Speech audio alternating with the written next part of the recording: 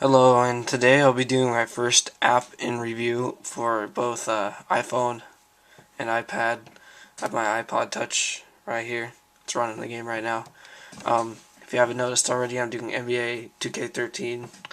This game is really great. The only thing kind of that stinks about it is the multiplayer. It's just really laggy, and I don't really bother playing with it. But let's get right to it. So when you start off, you go to this menu. Well, let me go back to menu. You have four options. Quick game. It's just a game you can do against any team. Greatest games. You could play any of these players, their greatest games that they ever had, like Jordan, Shaq, Dirk, Iverson, and Bryant, and then there's others coming soon.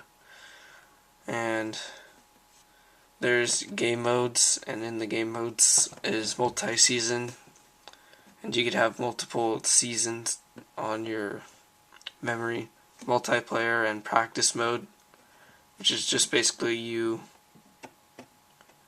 It's just you, whatever player you want, and you're just shooting the ball basically the whole time. I don't really care for it. Then options. So let's just go do a quick game. Thunder versus Heat. And you could choose between two controls, classic or one finger. I prefer classic. And this game is really good. It's not what most people say it is. I really like it. But I guess it just depends on how you interpret it. It is kind of graphics wise. It is kind of stupid on some parts, like around their hands and their face. It just kind of gets really like triangular, but everything else is fine, pretty much. The announcers, there's only one announcer, which kind of stinks. It's only I forget who his name is, but in the beginning there's Kevin Harlan and the other dude, and then Kevin Harlan just says, "Let's go to tip-off," and then he never says anything again. But if you play the actual console game, it's Kevin Harlan, Steve Kerr, and I forget his name. I can't draw a blank right now. But yeah, so it's only one announcer, and he just says like weird stuff. I don't know. I don't know if it's just my app or whatever, but it sounds like he's talking to the other announcers. Like sometimes he'll say, "Hey Kevin, that was a pretty good play," but Kevin Harlan's not there, obviously. But the controls are really good. The graphics are pretty good, for iPad. It's really nice. I really like it on iPad better than iPod Touch, just because the controls are more spaced out, and you can see it a lot better. The one thing about it though, it takes a whole bunch of memory. So it's not going to be exactly like the console version, or else it would take up way too much memory. Alright.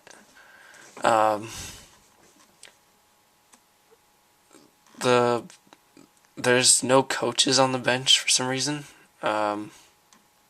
I noticed that a while ago, and it's just really weird.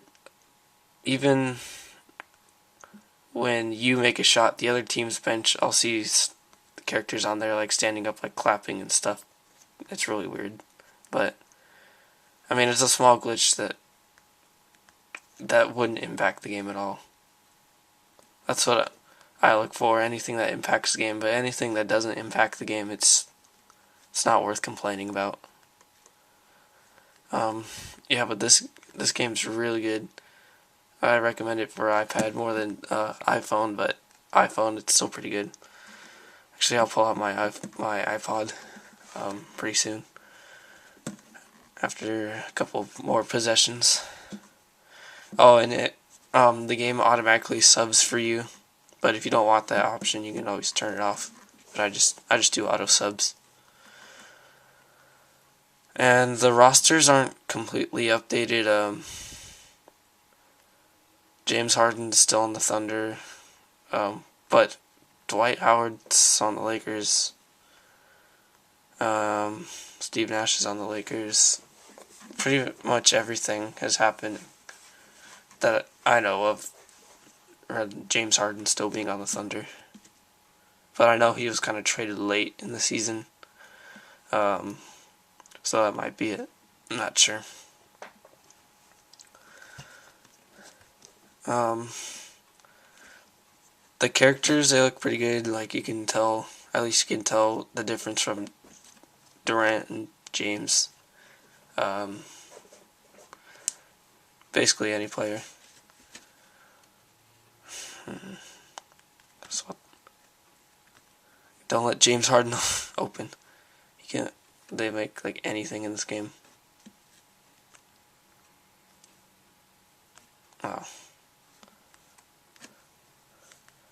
Alright, so let's switch gears here. Let me get my iPod. And there's nothing left out from the iPod that's on iPad or whatever. So, here's the same exact menu screen. I know it's kind of blurry, but same exact thing. There's nothing actually different at all. It's just a little slower on here because I have iPod Touch 4th generation. It's a lot faster and less glitchy on the iPad because I have the new iPad. See, it just quit on me. So it takes a little while to load up. You have to go through all these screens.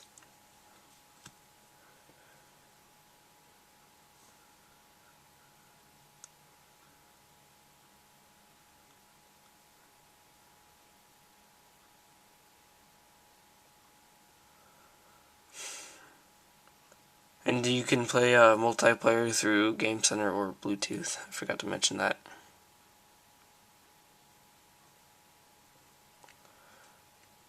Oh, and on your multi-season, you can update it through iCloud, so you could have the same season on all.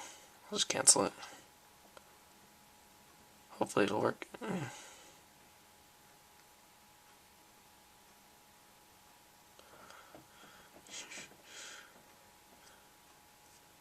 My iPod does get a little warm.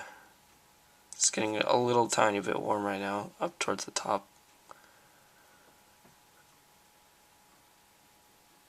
See, I guess that's not good, but I recommend it for iPad. I would do multiplayer over Game Center if I could right now, but I guess my iPod just doesn't want to play this game. But yeah, I really don't recommend it. Getting it for this, I recommend it for iPad.